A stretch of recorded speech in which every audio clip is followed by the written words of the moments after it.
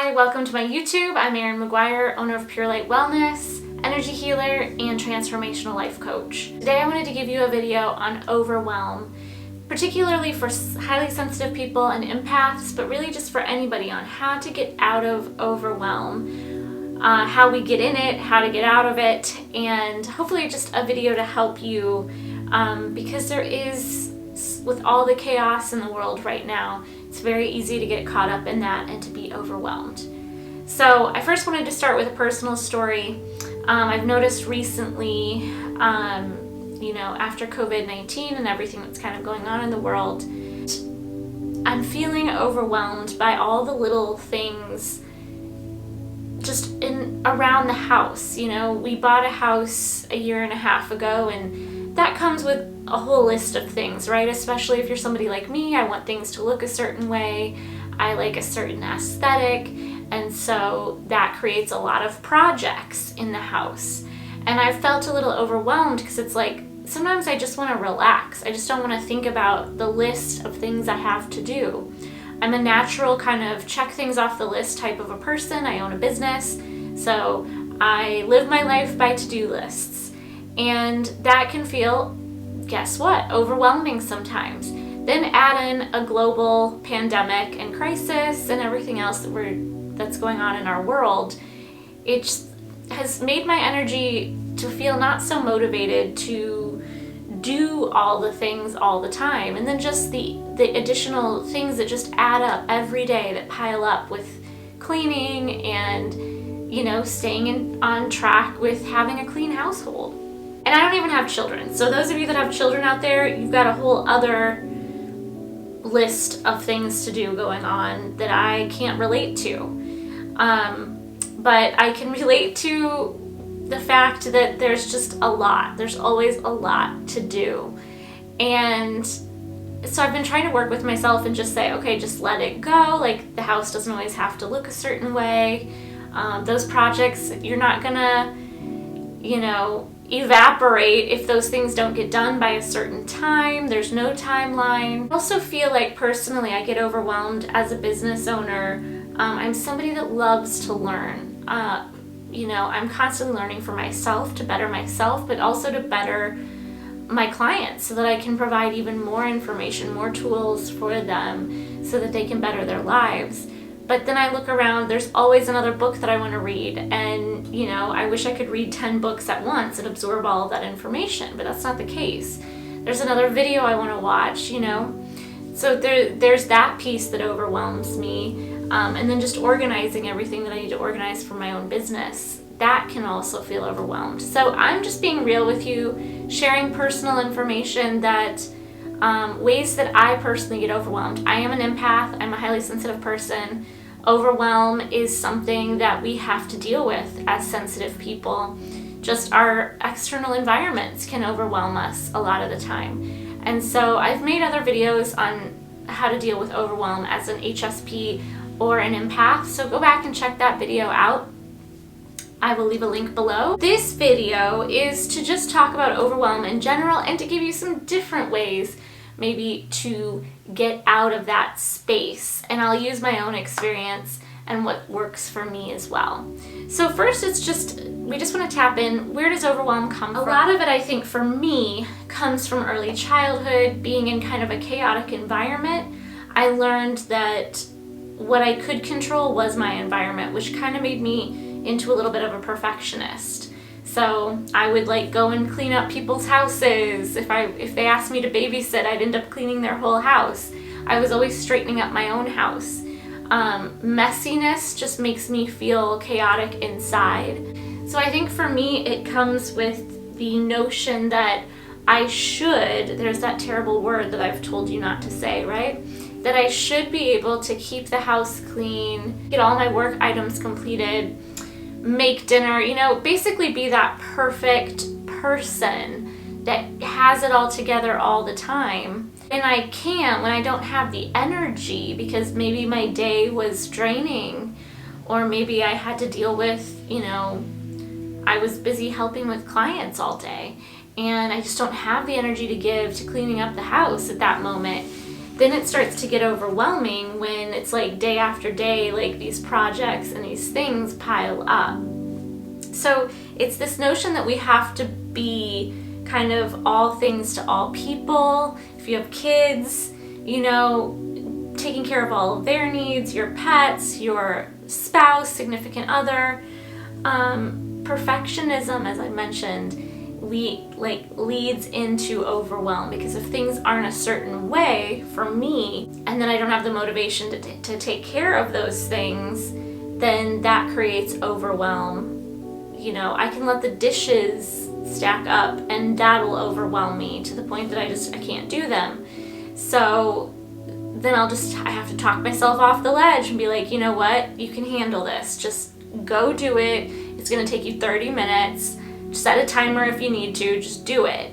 You know, it's like sometimes I have to mentally push myself through that block that says, oh, this is too much. I can't handle this. So it's a little bit of pushing through, but it's perfectionism. It's being all things to all people. It's that constant stream of things to do. It's, you know, a lot to do and not as much time to do it. This next one is a big one. Expectations. The expectations that we put on ourselves that we should be able to get certain things done, and the expectations of others that we think others are having for us. You thinking that your husband or wife or spouse has these expectations that things be a certain way. Maybe thinking that your kids have expectations of you, or your parents. And so you're kind of in your own little world working against these expectations, like I gotta be better, and you're pushing yourself, and that doesn't feel good. And then meanwhile, maybe if you had a talk with them, they aren't even holding those expectations. I don't know, that's for you to figure out. But expectations are a big one, and the biggest one is the expectations we put on ourselves. So learning to be more gentle with ourselves, learning to have more love and self-compassion. So what can we do when overwhelm comes up? It is pushing yourself through the resistance, through telling yourself, you know, I'm overwhelmed, I can't handle all this, and to just say, okay, what if I just did 30 minutes? What if I just did 15 minutes? And then typically what happens is we get on a roll and then we can complete the task. Thinking about it and, oh my gosh, I've got that and that and that to do, or you're looking at all your projects around the house and thinking, when are these going to be completed? One step at a time, you know, mark it off on a calendar. So the number one thing you want to do to get out of overwhelm is to get out a piece of paper and write all the stuff down. You need to get it out of your head and onto paper. Otherwise, it's just living up here, and the mind is really what's putting us into the state of overwhelm. Half of the time, if I just write things out, if I take the time to just sit down and be like, I'll maybe write columns of the different tasks I have to do, the different areas of my life. And then I look at that and I go, oh, I've got all this free time here, all this free time here, and so on. And so then I just kind of plug in different things here and there with what works. But if I sit without writing it down and just think about the astronomical amount of things I have to do, it feels overwhelming and I don't even want to start. So number one, get it out on a piece of paper. Find a system that works for you in terms of scheduling it on a calendar, writing things out of the different tasks that you have so that you can see it, it's before you, and you can plug it in where you need to. This, by the way, is going to help diffuse your fear, which is really important. The second thing is to look at things objectively and to ask yourself, is this true? Do I have to get all these projects done in order to feel better by tomorrow, right? That's just going to create anxiety. And so can I instead say, what if I got these done at some point this month? Maybe do one a week instead of trying to cram them all in a day. A lot of times we don't realize how much time it takes to complete a project. This goes for work, home, whatever in life, right? We forget how long things take. You're not adding in driving time to and from a place.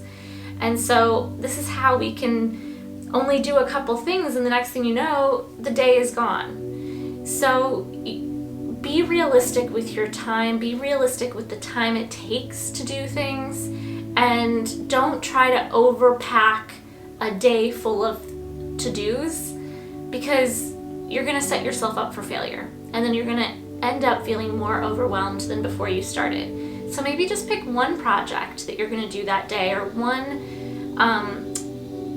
item off of your to-do list, you know, instead of 5 or 10. I'm speaking from experience here. This is what I used to do. Like, just write all the things down. I'll just get them all done today, and then I won't have anything to do tomorrow. And it's like, it just never works that way. Things just take longer. We get interruptions throughout our day with different things, emails, this, etc. So stay in your zone, pick one thing. And then the last thing is, what action can you take? So what can you do? Off of those things that you wrote down, you asked yourself, is it true? You looked at it objectively. What's an action step you can take? And I'll tell you one thing, a lot of times, especially with to-dos around the house, we're not delegating. We're playing Supermom or Superwoman or Superman, and we're thinking we can do it all. And you can't. Ask your kids if they're old enough. Ask your kid, delegate little things to your children to do to help you out. Even if they don't do it well, stop that mantra that, like, if a person can't do it right, I'll just do it myself. That's not serving you. Learn to be okay with what is instead of it being perfect, right? Ask your children, show them how to do it well. Show them how to do it to fit your expectations if that's your mantra. Ask your partner for help. A lot of times, I know I do this, I forget to ask for help.